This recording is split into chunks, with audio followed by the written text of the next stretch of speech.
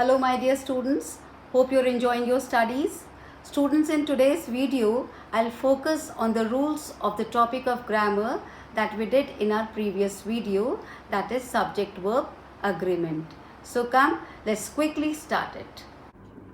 So dear students, let's revise what we already know about the two rules we did in our previous video. So rule number 1 says, singular subject 1 is joined with singular subject 2 and it is joined by and. So it requires a plural verb form. And rule number 2 says two or more singular subjects joined by or nor require a singular verb. I repeat. Rule number 2 says two or more singular subjects joined by or nor require a singular verb. Fine. Now let's look into the next rule. Rule number 3. Now rule number 3 says when the subjects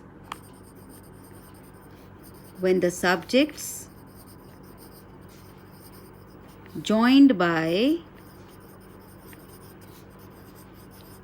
or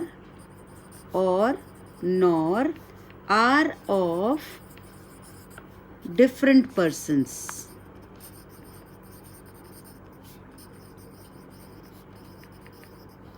the verb agrees with the nearer.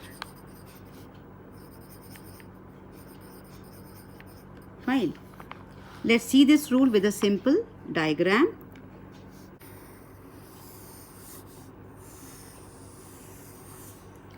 When the subjects joined by or nor,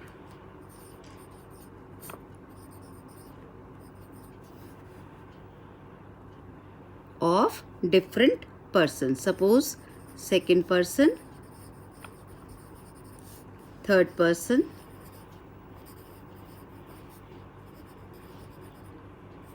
then the verb agrees with the nearer. The verb agrees with the third person. Okay, let's look into the examples to understand this rule.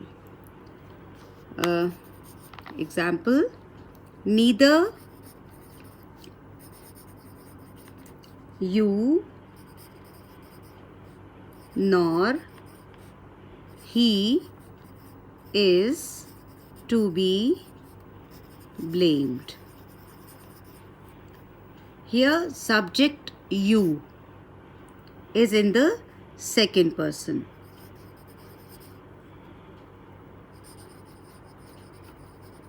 And the subject he is in the third person. But the verb is near to the subject he. So the verb is. Verb is used. Fine. Let's look into one more example of the same kind. Either you or I am mistaken. Now, here the verb am is used as it is nearer to the subject I. Fine, which is in first person.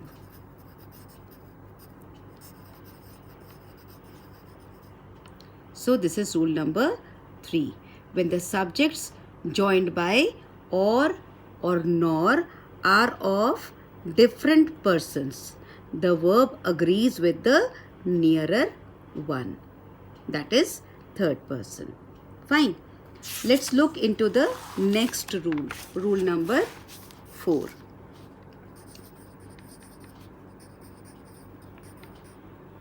Now, rule number 4 says the words like either, neither, each, everyone, many must be followed by a singular verb.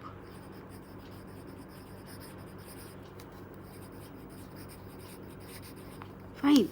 For example, every one of the boys loves to ride the car. Here we have used a singular verb, loves. This is a singular verb. You've understood? Okay. Because the word everyone is used here. So we have used this loves, the singular verb. Let's look into one more example of this kind. Many a man has done so. Here we have used the verb has because the word many is used. So this is rule number 4.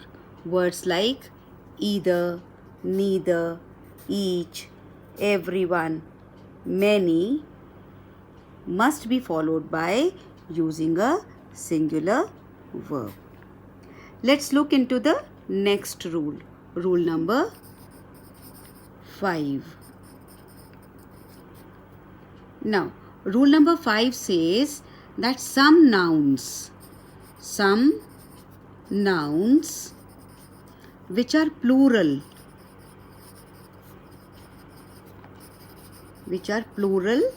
in form but singular in meaning take the singular verb. For example, mathematics is the branch of study in every school. Mathematics is the branch of study in every school. Here the noun mathematics is in plural form, but it is singular in meaning. So we have used is here. Okay, let's look into one more example of this kind. The news is true. Here the noun news is in plural form, but it is singular in meaning. So we have used is here. So this is rule number 5, and you must have understood that some nouns which are plural in form but singular in meaning take the singular verb. Now let's look into the next rule. Rule number 6. Rule number 6 says some nouns which are singular